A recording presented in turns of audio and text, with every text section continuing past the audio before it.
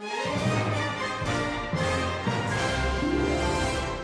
मेरा क्वेश्चन नाम माय सुबह क्वेश्चन मेरे राम दो इज, है। सवाल हैं आपसे सर। ये मेरा आपसे पूछना सवाल चाहता ये हूँ। है कि मेरा सवाल ये है अब वक्त है पूछिए का। आपने बहुत से सवाल पूछे, हम उनका जवाब देंगे। सर, हमारे वज़ीर ख़ारजा शाह महमूद कुरैशी साहब और फ़ौज के तर्जमान आसिफ गफूर साहब कह रहे थे कि मोदी ने नेहरू का हिंदुस्तान जो है वो दफन कर दिया है। लेकिन सवाल सर मेरा ये था कि क्या हम लोगों ने कायद-ए-आज़म और इल्हामा इकबाल का पाकिस्तान ज़िंदा रखा हुआ है? प्लीज़ इसका जवाब ज़रूर दीजिएगा। सवाल ज़ाहिरन आपका ठीक है जी, लेकिन मेरे ख्याल में मवाज़ने हमें ऐसा नहीं करने चाहिए। अगर आपको इस बात की के जवाब की तलाश है कि क्या हमने कायद-ए-आज़म का इल्हामा इकबाल का पाकिस्तान ज़िंदा रखा हुआ है, तो इसका जवाब हम दे सकते हैं। लेकिन इसका उनके उस बयान से जिसमें उन्होंने नेहरू का जिक्र किया, ताल्लुक़ जोड़ना मेरी नज़र में मुनासिब नहीं है। तो कायद-ए-आज़म वाले हिस्से का मैं आपको जवाब दे देता हूँ कि वो बिल्कुल हमने उसे मुँह फेर लिया है, क्योंकि वो कॉन्स्टिट्यूशनिस्ट थे, वो आइन के मुताबिक चलते थे, उन कवानीन को भी मानते थे जिनको वो नहीं मानना चाहते थे, जो ब्रिटिश राज ने, जो कॉलोनियल पावर्स ने इन्फोर्स किया हुआ था सब्जुगेट करने के लिए। लेकिन चूँकि वो कानून की इतनी पासदारी करते थे, वो उन कवानीन से भी जो है वो हटते नहीं थे। और उन्होंने एक आइनी स्ट्रगल के ज़रिए इस मुल्क की बुनियाद रखी है। एक बड़ी तवील तारीख़ है। तो जिस मुल्क की बुनियाद और जिस मुल्क का बनाने वाला कॉन्स्टिट्यूशनिस्ट हो, वहाँ पर कानून को रद्दी की टोकरी की तरह इस्तेमाल करें तो ज़रा जवाब फिर मनफी में ही होगा कि हमने उनका पाकिस्तान ज़िंदा नहीं रखा हुआ। बाकी ये जो नेहरू का जो हिंदुस्तान है, नेहरू का हिंदुस्तान भी कोई पाकिस्तान के लिए इतना अच्छा नहीं था।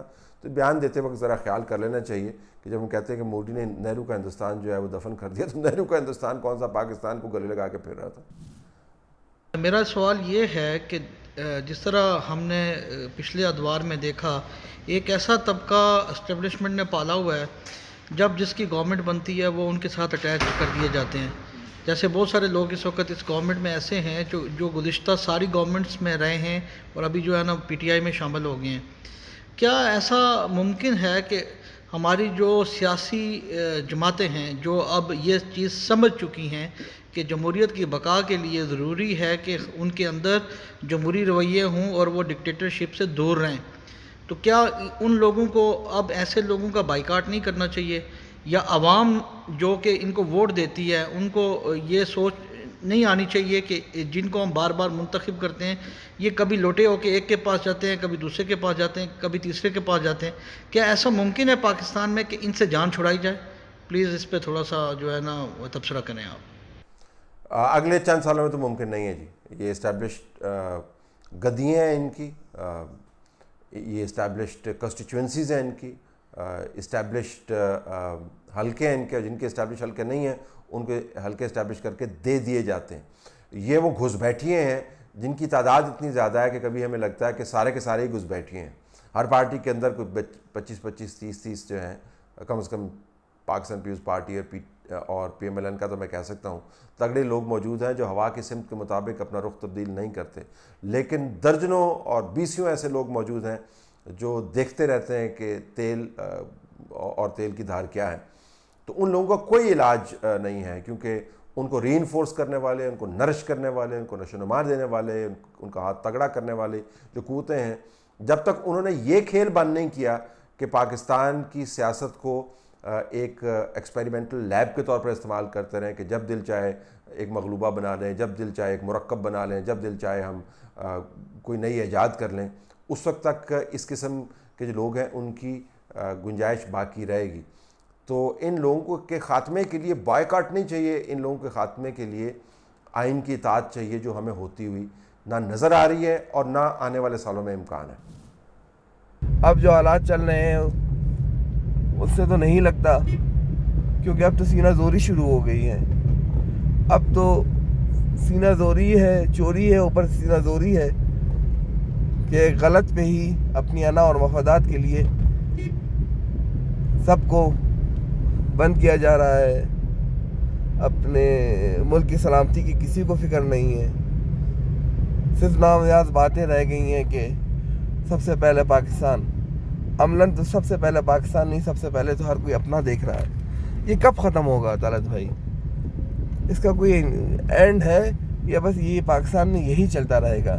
ये जो एक इस्लामी जमहूरियत, पाकिस्तान जमहूरियत के लिए और जमहूरी मुल्क बना था, इसका कुछ आखिर यानी अपनी रूटीन या अपने मेन उसमें कब आएगा ये कि हम सब एक पुरसुकून ज़िंदगी गुजार सकेंगे? देखिए, मैं आपका दिल और दर्द और कोफ्त और परेशानी महसूस कर सकता हूँ। हम में से बहुत से लोग ऐसे हैं और लाखों करोड़ों की तादाद में लोग ऐसे हैं जो रोज़ाना यही सवाल उठाते हैं कि ये कितना मुश्किल काम है कि एक मुल्क को उन तरीक़ों के तहत चलाया जाए जिन तरीक़ों के तहत सैकड़ों दूसरे ममालिक चल रहे हैं और चलकर उन्होंने तरक्की के रास्ते भी अपना लिए हैं। हमें क्यों ये बीमारी है कि हम समझते हैं कि हमने कोई ऐसी दानिशमंदी पा रही है, ऐसी गिद्दड़ सिंगी हमारे पास है जो दुनिया के दूसरे ममालिक को तो अवेलेबल नहीं है, लेकिन हमारी जेबों में मौजूद है। हर 10 साल के बाद हम जेब में हाथ डालते हैं, कहते हैं जी ये देखें, हमने ये नया तरीका निकाला है पाकिस्तान को निकालने का, चलाने का। मैं आपकी कोफ्त से रिलेट करता हूँ। अब ये सवाल कि कब तक चलता रहेगा, मेरे पास इसका कोई जवाब नहीं। अगर आप, मैं नाउमीदी को प्रमोट नहीं करना चाहता, लेकिन हकीकत पसंदाना रवैया भी अपनाना चाहिए।